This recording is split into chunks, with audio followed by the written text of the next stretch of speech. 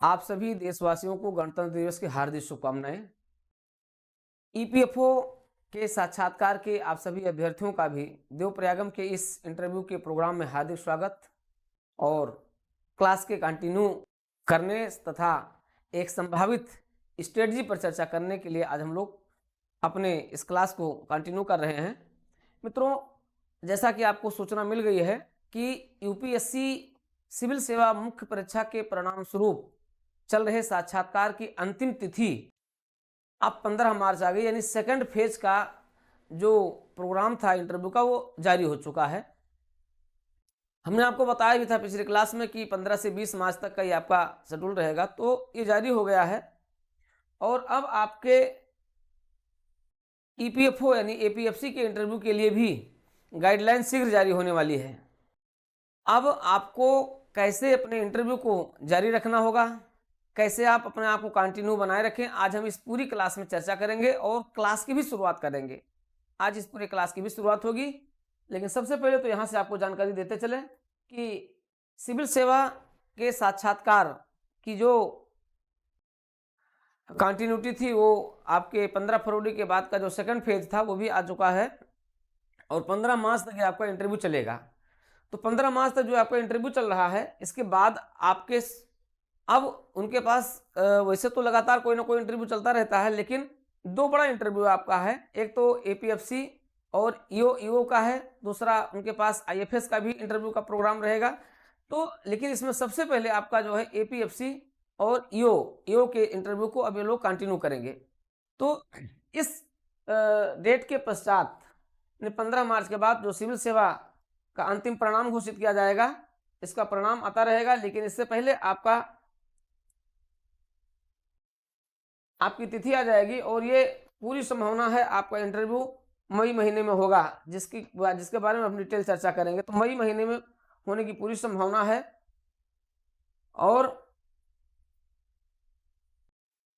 आपका जो डेफ और उससे संबंधित जो उनकी सूचनाएं हैं, ये भी हो सकता है शीघ्र फरवरी में ही घोषित कर दी जाएंगी। फरवरी में ये भी आ जाएगा, तो आपके पास एक पर्याप्त समय मिल जाएगा और आप अपनी तैयारी को अब आगे तेजी से आगे बढ़ा सकेंगे। यद्यपि आप लोग इस समय कई परीक्षाओं के दौर से गुजर रहे हैं, जहाँ की आप देख रहे हैं यूपी पीसीएस के लिए भी पीसीएस प्रारंभिक परीक्षा है, समीक्षा अधिकारी की परीक्षा है, साथ ही साथ यूपीएससी की भी परीक्षा है। तो 3 मुख्य परीक्षाएं आपके इस बीच देनी होंगी, लेकिन इसी के साथ आपके इंटरव्यू को भी आपको कंटिन्यू बनाए रखना है। मित्रों, इंटरव्यू के कंटिन्यू बनाए रखने के लिए आपको अपने इस क्लास को, जो हम लोगों की क्लास चल रही थी, वो एक रिवाइज क्लास के रूप में शुरू हो रही है और साथ ही साथ मॉक इंटरव्यू भी शुरू हो रहा है, जिसके बारे में हम आपको डिटेल से चर्चा करते हुए बताएंगे। और अब आपको अपने उस पढ़ाई के साथ साथ 1 घंटे का समय, 2 घंटे का समय निकाल करके और इस इंटरव्यू को कंटिन्यू किए रहना है, नहीं तो जंग लग जाएगी, नहीं तो आपकी ऊर्जा धीमी पड़ जाएगी। इसलिए ऊर्जा को धीमे नहीं होने देना है और कंटिन्यू इसको बनाए रखना है। तो इतना तो कंफर्म हो गया है कि यूपीएससी का शेड्यूल क्लियर हो गया है कि मार्च में इनका इंटरव्यू पूरा हो रहा है, 15 मार्च तक इंटरव्यू पूरा हो रहा है और आगे जहां तक संभावना है उसी बीच आपका भी जो है डेफ स्क्रूटनी हो जाएगी। उसके बाद फिर जो है सारी जानकारियां आपके पास उपलब्ध हो जाएंगी और आपके इंटरव्यू को मई में तो निश्चित रूप से शुरू हो जाना है। और इसके लिए अब आप बिल्कुल विलंब न करें और अपनी तैयारी को आगे बनाए रखें। साथ ही साथ मॉक इंटरव्यू भी आप देना शुरू कर दें, क्योंकि मॉक इंटरव्यू आप लोग दे रहे थे और उस मॉक इंटरव्यू में कुछ विलंबित हो जाने से आपका भी उत्साह कम हो गया था। तो अब उत्साह को फिर से री एनर्जेट हो जाना है आपको और फिर से रिचार्ज हो जाना है और रिचार्ज हो करके आप फिर से अपने उसी दौर को, जो आप आज के 2 महीना 3 महीना पहले शुरू किए थे, अब उस पर फिर से लग करके और अपनी तैयारी को आगे करना है। क्यों? क्योंकि आपका वो अंतिम चरण है, जिसके बाद आप विजेता बन जाएंगे। कहाँ? 2024 में। 2024 में आप एपीएफसी बन जाएंगे और आप जानते हैं एपीएफसी बन जाना अपने आप में कितनी शानदार नौकरी होती है, कितना शानदार पोस्ट होता है, कितना शानदार पद होता है। तो मित्रों, यही आज इस क्लास के माध्यम से मुझे बताना था और मैं इस क्लास को कंटिन्यू कर रहा हूँ, जिसके बारे में अब आप देखेंगे अगली क्लास में संपूर्ण चीज़ों को कैसे हम कंटिन्यू कर रहे हैं, कैसे हम डेफ आधारित प्रश्नों को और यूपीएससी में पूछे गए उन प्रश्नों के आधार पर कैसे हम आपकी भी एपीएफसी और ईओ के अभ्यर्थियों का देवप्रयागम आईएएस डीपीआईएस में स्वागत है। मित्रों, आप इंतजार कर रहे होंगे अपने शीघ्र आने वाले साक्षात्कार कार्यक्रम के लिए।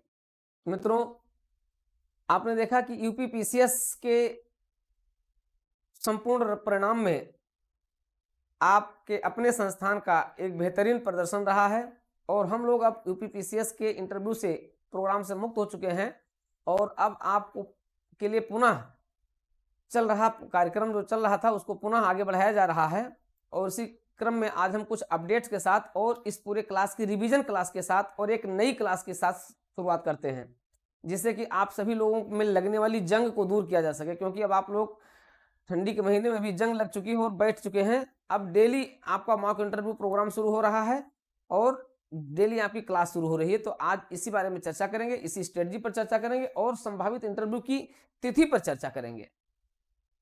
आते हैं, देखते हैं मित्रों। एपीएफसी आप जानते हैं बहुत ही शानदार पोस्ट है, संघ लोक सेवा आयोग द्वारा आयोजित की जाने वाली परीक्षा है और इस परीक्षा के अंतर्गत कराया जाने वाला साक्षात्कार भी अपने आप में विशिष्ट है।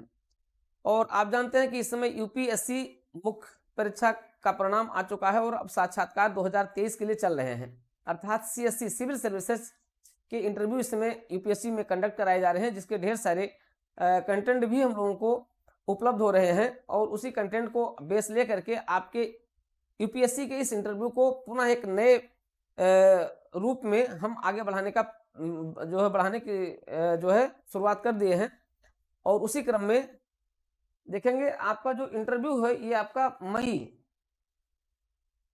में आपका ये शेड्यूल आ जाएगा और आपको अपने को प्रिपेयर करना है मई के अनुसार, यानी आपका जनवरी बीत चुका है, फरवरी मार्च अप्रैल ये जो 2-3 महीने हैं इसमें आपकी पूरी पढ़ाई एक बार पूरी रिवीजन हो जाए और आप कंटिन्यू बने रहें, लगातार मॉक इंटरव्यू देते रहें तो आपके लिए सबसे बेहतरीन अवसर होगा। मित्रों, आपके लिए अवसर असीमित है, इसलिए इस अवसर को आपको गंवाना नहीं है। इसलिए जंग न लगने पाए, आपकी जो धार है, आपकी जो स्ट्रेटजी है वो कहीं कुंद ना होने पाए, इसलिए उसको कंटिन्यू किए रहना है। हालांकि इसी बीच आपको ढेर सारी परीक्षाओं के दौर से भी गुजरना है, लेकिन आप पूरी परीक्षाओं की तैयारी करते रहिए, साथ ही साथ आप हमारे साथ अपने इंटरव्यू के लिए भी लगातार लगे रहें।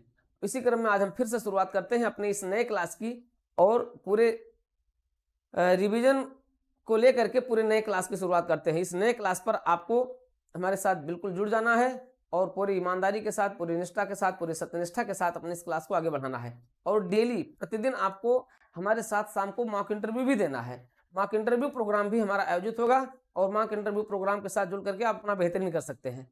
तो आते हैं, हम शुरुआत करते हैं, आगे बढ़ाते हैं इस इंटरव्यू को और इसके इस रिवीजन क्लास को और इसके मॉक इंटरव्यू प्रोग्राम को, ये तीनों आगे बढ़ाते हैं। तो सबसे पहले तो हम आते हैं, देखते हैं संभावित इंटरव्यू की तिथि आपकी ये मान करके चलिए कि मई जून, चूंकि परीक्षाएं हैं मई में, यूपीएससी एग्जाम लेगा तो इसलिए इसका शेड्यूल आ जाएगा और पूरी संभावना है कि आपका इंटरव्यू 100% आपका जून में चलेगा ही चलेगा। तो मई तक सब कुछ क्लियर हो जाएगा। क्लियर होने का मतलब आपका शेड्यूल भी आ जाएगा और आपका जो आपका रिवीजन है, मतलब आयोग द्वारा जो आपकी सूची है वो भी जारी कर दी जाएगी। तो कुल मिलाकर के ये है कि आपके इंटरव्यू का जब शेड्यूल आ जाएगा, शेड्यूल के बाद आपको 21 दिन 20 दिन का जो समय मिलेगा, 15 दिन का जो समय मिलेगा, 15 से 20 दिन का समय मिलेगा और उसके साथ आपका इंटरव्यू शेड्यूल हो जाएगा, कंटिन्यू हो जाएगा। अब इसमें कुछ लोग कहते हैं कि इंटरव्यू आपका जो है ईओ का होगा या एपीएफसी का होगा, तो इसमें भी एपीएफसी का इंटरव्यू पहले होगा और ईओ का हो सकता है, इसके साथ साथ भी लगा सकते हैं, लेकिन उसमें जो अलग अलग स्टूडेंट हैं और एक ही स्टूडेंट दोनों में भी क्वालिफाई है, इसलिए एपीएफसी का इंटरव्यू पहले लगेगा जहां तक जानकारी मिल रही है, उसके बाद फिर ईओ का लगाएंगे। इसके लिए भी आपको रेडी रहना है, लेकिन आपको अपनी तैयारी को रोकना नहीं है। आते हैं, उसी की शुरुआत करते हैं। अब इस पूरी क्लास के लिए हम लोगों ने देखा था कि आपने अपनी पूरी तैयारी भी कर ली है और हमने देखा था कि आपकी जो बुकलेट 1 है, जो डैफ है आपका, डैफ आधारित पूरी क्लास एक बार फिर से आप पूरी रिवीजन कर लीजिए और इसके आधार पर जो हम लोगों की जो बुकलेट 1 थी, बुकलेट 1 आपकी रेडी हो गई है। बुकलेट 8 आपकी रेडी हो गई है और लेकिन अब फिर से अब आपको क्या करना है, जो आप सभी लोग जो नए लोग हैं, आप पुनः जुड़ करके और इस क्लास को कंटिन्यू करके और आप क्या करें, अपने डेफ को पहले सबसे पहले तैयार करें। तो ये आपके लिए तैयार होना बहुत जरूरी है।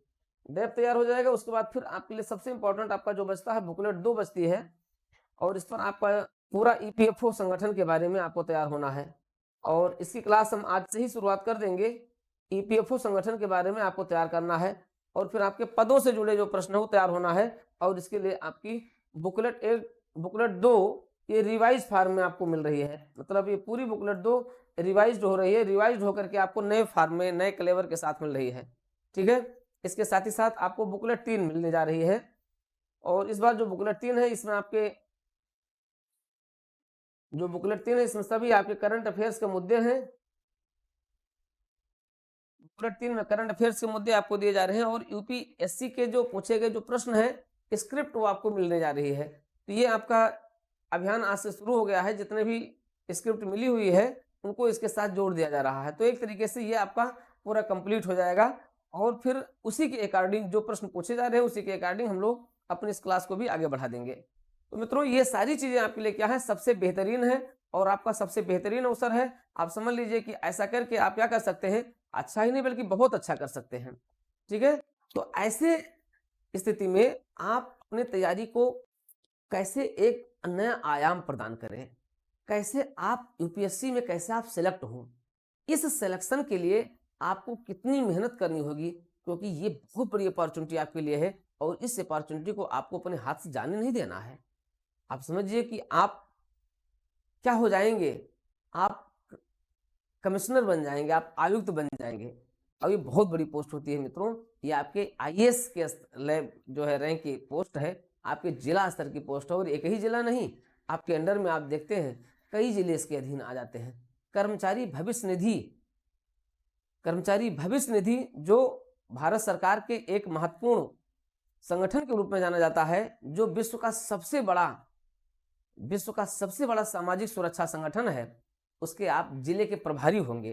अब आप सोच सकते हैं कि आप कल्पना कर सकते हैं कि कितनी महत्वपूर्ण पोस्ट है, आप कितने लोगों की आशाओं को आप पूरा करने जा रहे हैं, और इस आशाओं को पूरा करने के लिए लाया गया आपका ये जो पद है ना, ये बहुत ही बेहतरीन है, शानदार है। इस पद के क्या क्या कार्य हैं, क्या क्या दायित्व हैं, उन सभी पर हम लोग इसमें चर्चा करेंगे, अपनी नए रिवाइज्ड क्लास में चर्चा करेंगे। साथ ही साथ आपके लिए मॉक इंटरव्यू, ये आपके लिए बहुत इंपॉर्टेंट है। अभी से शुरू कर देंगे मॉक इंटरव्यू, आपका डेली मॉक इंटरव्यू चलेगा। आज से आपका आप समझिए कि एक बच्चों का मॉक इंटरव्यू लेना शुरू कर दिया जाएगा, और ये मॉक इंटरव्यू आपके इसी स्तर पर संचालित होंगे। ठीक है, ये आपका पूरा मॉक इंटरव्यू प्रोग्राम इस स्तर पर संचालित किया जाएगा, और सबसे बेहतरीन और शानदार तरीके से ये इंटरव्यू आपका चलेगा, और इसमें हमारा पूरा पैनल रहेगा, पैनल के साथ ही मॉक इंटरव्यू आपका चलेगा। तो आप इसके लिए भी क्या करें, अपने आप को बिल्कुल तैयार रखें, और अपने आप को बिल्कुल शानदार तरीके से इसकी संपूर्ण प्रस्तुति को आप लेकर के चले मित्रों। तो ये है आपका पूरा प्रोग्राम, और अब शुरुआत करते हैं आगे लेकर के।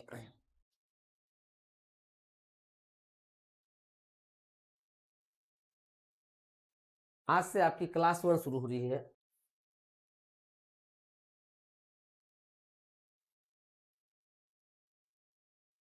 न्यू क्लास 1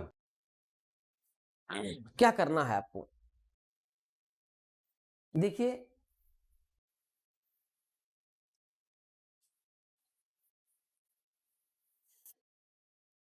जैसा कि हम लोगों ने बताया था, चर्चा किया था डैफ आधारित प्रश्न।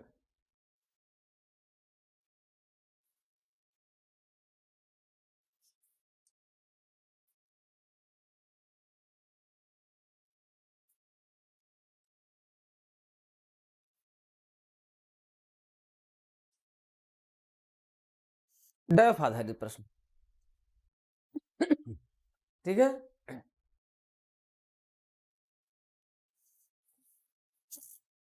हमको भी दे दो।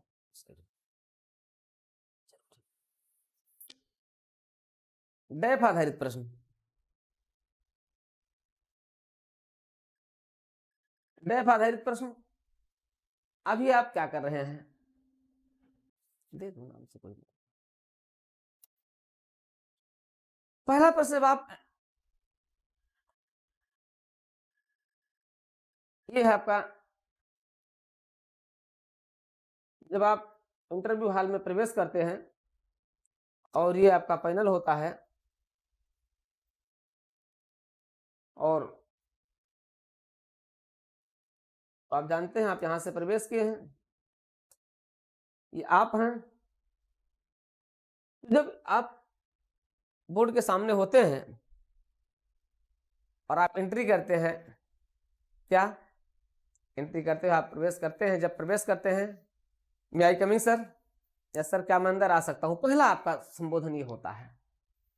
यूपीएससी संघ लोक सेवा आयोग के उस धौलपुर हाउस में जहां आप जैसे भाग्यवान लोग एंट्री करने जा रहे हैं, तो जब आप एंट्री करते हैं साक्षात्कार देने के लिए, वहां जब जाते हैं, सब सारा डॉक्यूमेंट्स वगैरह सब कुछ हो जाएगा। जब आपको एंट्री करना होगा तब आप क्या करेंगे, सबसे पहले आप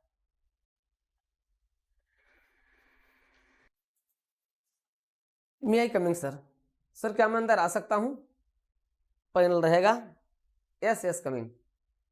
अब यहां देखिए यूपीएससी के इंटरव्यू तुरंत उनके पास आपका जो डेफ होता है, आपका नाम होता है, तुरंत yes mister Arun Kumar coming. अब जैसे ही आपका नाम होता है, तुरंत आपके नाम के साथ ही इसकी शुरुआत हो जाती है, आपके नाम के साथ ही इसकी शुरुआत हो जाती है, और यस मिस्टर अरुण कुमार, जैसे ही मान लिया तुरंत मिस्टर अरुण कुमार हैं, तुरंत आपका पहला प्रश्न होता है, yes yes coming coming. Mister Arun Kumar, आपका नाम अरुण कुमार है, आपके नाम में अरुण है, बताइए अरुण के नाम को आप कितना चरितार्थ करते हैं। अब तुरंत शुरू हो जाएगा क्या, नाम से संबंधित प्रश्न। अभी जो इस समय इंटरव्यू चल रहा है यूपीएससी का, इस समय जो इंटरव्यू चल रहा है उसमें लगभग प्रत्येक दिन के जो प्रश्न है और जो स्क्रिप्ट है, उस स्क्रिप्ट को अगर आप देखते हैं उसमें अधिकांश प्रश्न यहाँ से देखे जा रहे हैं। ये सारी स्क्रिप्ट आपको मिलेगी मेरे साथ जुड़ने पर, आप हमारे साथ जुड़ते हैं, इस सारे स्क्रिप्ट पर हम चर्चा करेंगे और सारे प्रश्नों पर चर्चा करेंगे। लगभग ये 400-500 प्रश्न आ चुके हैं और ऐसे 400-500 प्रश्नों को और भी प्रश्न भी लगातार आते रहेंगे, आपके लेटेस्ट इंटरव्यू तक के प्रश्न मिलते रहेंगे, उस सारे प्रश्नों पर आपके साथ चर्चा करते रहेंगे। लेकिन इसके लिए आपको DPIS यूट्यूब चैनल पर आपको आना होगा और देवप्रयागम IAS ऐप पर आपको आना होगा। यहाँ से आपको ये पूरी क्लासेस रेगुलर वे में मिलेंगी।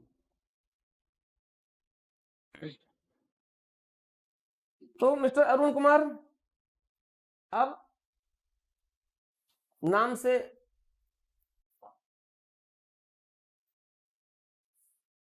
अपने नाम के बारे में बताइए। आपका नाम अरुण कुमार है, क्या अर्थ होता है अरुण कुमार, अपने नाम को आप कैसे चरितार्थ करते हैं।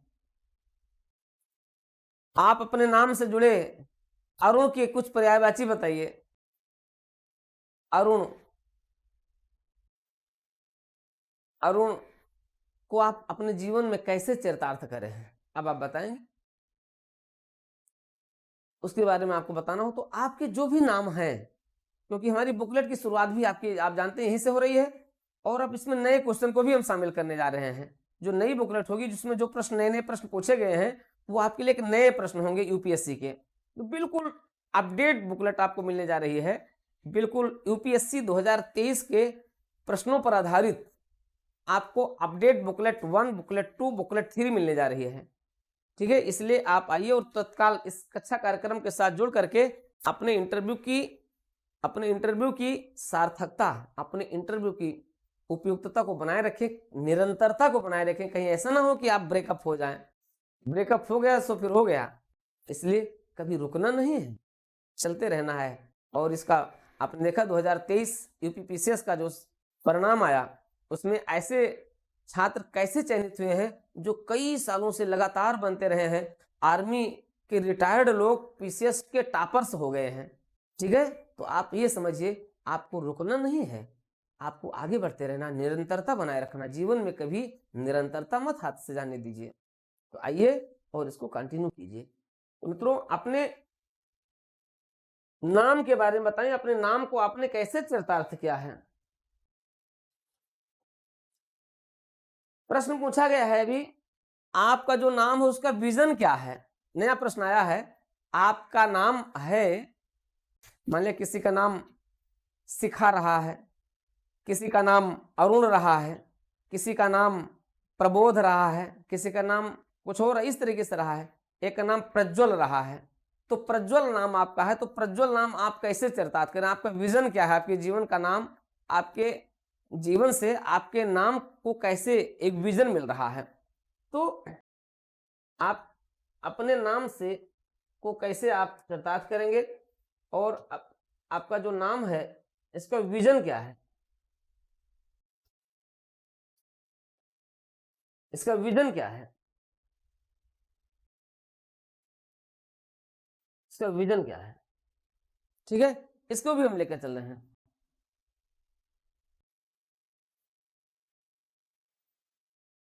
ठीक है, ये है मंत्री का यहाँ कर देना, बाकी जिलाधिकारी होगा, इनका बड़ा करो, बाकी सबका छोटा छोटा। ठीक है, अब आपका विजन क्या है आपके नाम का। अब जो भी आपका नाम है, अब आप उसको अपने नाम को तलाशिए। अगर नाम आपका कोई विजन वाला है तो आप उसको उसके साथ को रिलेट ये लेकर के आपको चलना है। तो पूरी अपडेट बुकलेट आपको 1-2 दिन के अंदर पूरी अपडेट बुकलेट मिल जाएगी और इसका अपडेशन लगातार चलता रहेगा आपके इंटरव्यू के तक, क्योंकि यूपीएससी का जो इस समय इंटरव्यू चल रहा है उस इंटरव्यू से इस बुकलेट को अपडेट किया जा रहा है और वो केवल और केवल इंटरव्यू केवल यूपीएससी के इंटरव्यू के लिए है। उसमें यूपी पीसीएस या और नहीं, केवल यूपीएससी के सारे फॉर्मेट उसमें केवल यूपीएससी के हैं। तो यूपीएससी के उस इंटरव्यू पर आधारित या इस इंटरव्यू पर आधारित पूरी एक नई बुकलेट आपको मिलने जा रही है। तो यहाँ से आपके डेप पर आधारित प्रश्न हो जाएंगे और शानदार प्रश्न यहाँ से जो पूछे जा रहे हैं, ऐसे ही अपने प्रश्न को आपको क्या करना है, धार बनाना है, इसके साथ जोड़ लेना है। ठीक है, अब आपका नाम क्या है और उसके विजन को आप कैसे जोड़ेंगे, कैसे चरितार्थ करेंगे, इसी के लिए आपको हमसे हमारे साथ चर्चा करना होगा, हमारे साथ जुड़ करके और इसको एक नया स्वरूप प्रदान करना होगा। इसलिए अब विलंब नहीं करना है, आज और आज ही DPIS यूट्यूब चैनल को सब्सक्राइब करते हुए उसके साथ जुड़ जाना है। तो मित्रों आइए, और APFC अगर आपको बनना है, APFC में सिलेक्ट होना है, तो उस सिलेक्शन का मूल मंत्र क्या है, गुड़ मंत्र क्या है, गुरु मंत्र क्या है, उसको जानिए और देवप्रयागम के साथ जुड़िए, DPIS के साथ जुड़िए। ये आपके लिए एक सबसे भरोसेमंद चैनल है और प्लेटफार्म है जहां पर आपको इधर उधर की बातें नहीं, बिल्कुल आपके काम की बातें होती हैं। अगर आप अपने काम की बातें चाहते हैं तभी जुड़िएगा, फालतू बातों के लिए नहीं, क्योंकि ये आपके बौद्धिकता का से जुड़ा हुआ चैनल है, प्लेटफार्म है, जहां पर आपकी यथार्थता और बौद्धिकता पर जो है सारी क्लासेज होती हैं। तो ये तो हो गया डेप पर आधारित प्रश्न। और आज हम ईपीएफओ की शुरुआत करते हैं, ईपीएफओ संगठन के बारे में। ईपीएफओ संगठन आप जानते हैं विश्व का सबसे बड़ा सामाजिक सुरक्षा संगठन है। उसने अपना एक विजन तैयार किया हो, विजन क्या है, विजन 2047। माननीय प्रधानमंत्री जी का जो विकसित भारत का संकल्प है, विकसित भारत का संकल्प तभी पूरा होगा जब उसके लिए ईपीएफओ काम करेगा। अगर नीति आयोग का संकल्प विजन 2047 विकसित भारत को पूरा करना है, तो विकसित भारत तब पूरा होगा जब भारत और इंडिया के बीच की गैपिंग दूर हो जाएगी और वो भारत एक संपूर्ण भारत का विकास, यानी ग्रामीण क्षेत्र से लेकर शहरी क्षेत्र, अर्थात संगठित क्षेत्र के साथ साथ असंगठित क्षेत्र को आप विकसित करेंगे। बिना असंगठित क्षेत्र को संपूर्ण जीवन यापन दे करके, बिना असंगठित क्षेत्र के संपूर्ण विकास के लिए और बिना असंगठित क्षेत्र के संपूर्ण जीवन सुरक्षा को देकर के आप विकसित भारत को नहीं बना सकते। विकसित भारत को बनाना है तो आपको असंगठित क्षेत्र को समृद्ध करना होगा। और आप जानते हैं कि माननीय प्रधानमंत्री जी का जो सबसे हार्टेस्ट जो विजन है वो क्या है, वो है असंगठित क्षेत्र को समृद्ध करना। और इसीलिए कितनी योजनाएं प्रधानमंत्री जी ने लॉन्च कर दिया है, इसको आप कल्पना भी नहीं कर सकते हैं। पिछले 10 सालों में केंद्र सरकार द्वारा असंगठित क्षेत्र को समृद्ध बनाने के लिए और एक विकसित भारत की मजबूत नींव को तैयार करने के लिए जिन जिन योजनाओं को लॉन्च किया गया है, वो योजनाएं किस तरीके से आज क्या कर रही हैं, आगे बढ़ रही हैं। आपने देखा विश्वकर्मा योजना, प्रधानमंत्री विश्वकर्मा योजना की जो शुरुआत की गई है वो क्या है, असंगठित क्षेत्र को समृद्ध करने की दिशा में लाया गया एक महत्वपूर्ण कदम है। अब इनको हमें कैसे जोड़ना है, इंटरव्यू में यहां से क्या क्या प्रश्न पूछे जाएंगे। श्रमेव जयते हमने आपको बताया है, फिर शुरुआत करने जा रहे हैं। श्रमेव जयते ने कैसे भारत के श्रम क्षेत्र को कैसे परिवर्तित कर दिया। भारत का जो श्रम कानून था, भारत के श्रम कानून जो पिछले ब्रिटिश काल से पिछले 200 सालों से संचालित किए जा रहे थे, उन 200 सालों के कानूनों को कैसे आज उसका कोडिफिकेशन हो रहा है, कैसे उसका संहिताकरण हो गया है। और अब आने वाली नई पीढ़ी, नई सरकार, मतलब अगर मोदी जी आ रहे हैं तो मोदी 3 सरकार में उस श्रम कानूनों को कैसे कोडिफाइज कर दिया जाएगा और कैसे उसको लागू किया जाएगा। लागू करने में क्या क्या चुनौतियां आ रही हैं सरकार को, और विभिन्न राज्यों की सरकारें कैसे उसमें सपोर्ट कर रही हैं, कैसे सपोर्ट नहीं कर रही हैं, क्या क्या चुनौतियां हैं, ये सब आपके सामने इन प्रश्नों के रूप में आएंगे। और यहाँ पर आपको एक अपना क्लियर कट विजन रखना होगा, उस क्लियर कट विजन को लेकर के आपको चलना होगा मित्रों। तो इन सभी के लिए आप आज और अभी तत्काल इस क्लास को ज्वाइन कर लें और अपने क्लास की निरंतरता को बना लें। यही शानदार इंटरव्यू आपके साथ चलेगा। इस पूरे मुद्दे को इसी रूप में हाईलाइट किया जाएगा। क्या होगा, सरकार का असंगठित क्षेत्र को जीवन यापन देने के लिए, असंगठित क्षेत्र को समृद्ध बनाने के लिए, असंगठित क्षेत्र और संगठित क्षेत्र के बीच की ये बहुत बड़ी जो विषमताएं हैं, इस विषमताओं को कैसे कम किया जाए, कैसे समाप्त किया जाए। समाप्त तो अभी नहीं किया जा सकता है, क्योंकि इसको समाप्त करने के लिए विजन 2047 ईपीएफओ विजन 2047 तक हम इसको क्या कर देंगे, दोनों को सामाजिक सुरक्षा की संपूर्ण गारंटी दे देंगे। सामाजिक सुरक्षा की संपूर्ण गारंटी को प्राप्त करके असंगठित क्षेत्र क्या बन जाएगा, विकसित भारत की नींव बनेगा, विकसित भारत की आधारशिला बनेगा। क्योंकि वो असंगठित क्षेत्र है जो पूरे भारत को विकसित करने में एक पंख लगा रहा है, और नए नए पंख लगा करके क्या कर रहा है, उसको एक नया आधार दे रहा है। और ये क्यों, कैसे हो रहा है, माननीय प्रधानमंत्री जी के विजन से हो रहा है। तो मित्रों, इसी विजन को हमें लेकर के आगे चलना है, और इंटरव्यू में यहाँ से आपके जो प्रश्न पूछे जाएंगे, उन प्रश्नों को यहाँ से कैसे कोरिलेट करना है, ये हम बताएंगे आपको इस इंटरव्यू की सुपरहिट क्लास में।